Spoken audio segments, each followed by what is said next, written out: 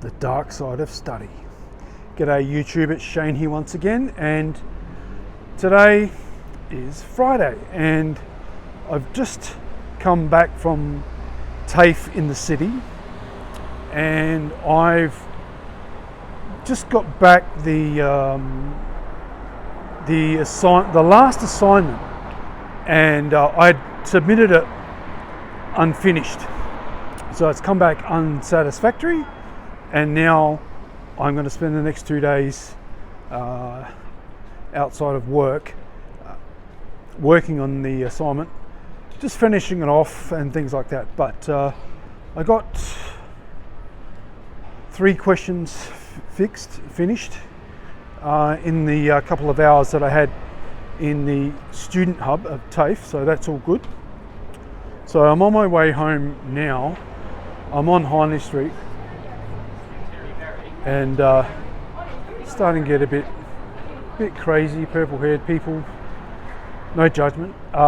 It's just the diversity here in Adelaide, in the Central Business District, or the CBD. And so it's just gone 5 p.m. and I'm going to cross against, not necessarily against the lights. You've got the red light. See the little red man there? That was flashing before. Now it's solid red, which means you can't cross, but while it's flashing, it just means hurry up. So I'm on my way home, and the neighbours have a tendency to have their music up really loud, to the point where I can hear it even with headphones on, which is it's an annoyance. I'll have to have a chat with them at some point, but they are young and aggressive. They woke me up this morning, 6 a.m. with their loud music. I had planned to get up at 5:30 a.m. to try and beat that. But yeah, they're playing the music 2:30 in the morning. It's bleeding through the walls, the very thin walls. And, you know, they're young. They think the world's against them. And if you are young, the world is not against you. More than likely, it's you that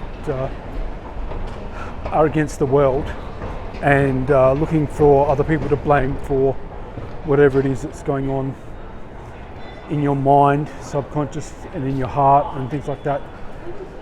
It takes a while to settle down, get the frontal lobes activated and all that sort of stuff, but yeah. Hopefully we'll settle down soon. I am recording and documenting everything that's going on, so that if the worst does happen, I can call the police and then eventually get him evicted. Most people,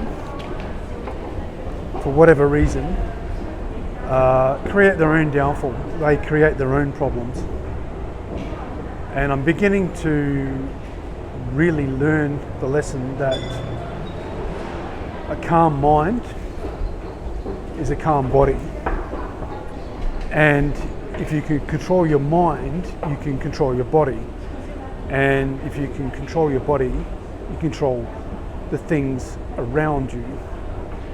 So for example, financially, panic leads to poverty. If you slow your mind down when it comes to your finances, you aren't running around trying to waste money on things that you think that you need tomorrow or within the next hour. You know, scarcity, false scarcity. In the digital age, scarcity doesn't exist, especially when they're digital assets that can be reproduced. NFTs was an idea based on scarcity, digital scarcity, and that folded because you can just right click and save a JPEG, you know. So with a clear mind, you can start investing your money in, not in savings accounts, but investment accounts, and buying stocks, shares, exchange traded funds and all that sort of stuff. In terms of physicality, if you calm your mind, then calm your body, it's easier for you to have a faster reaction time when you need it while you're driving a car, for example. The car will go where you steer it, or where you put the foot on the brake, you slow down slowly, and you're not hammering the brakes or whatever else. And even driving lessons, like, things go faster when you slow down, relax, absorb what's being taught. And that also goes for higher education and studies and things like that. Really slowing down, reading what the requirements are for an assignment. So yeah, I'd been procrastinating, but largely out of fear. But now the weird thing is, right, when you do any sort of higher education, you are fighting against your own mind in some ways. And it's not about learning new stuff, that's the easy part. The hard part is then being able to prove that you know what it is that you now know. But yeah,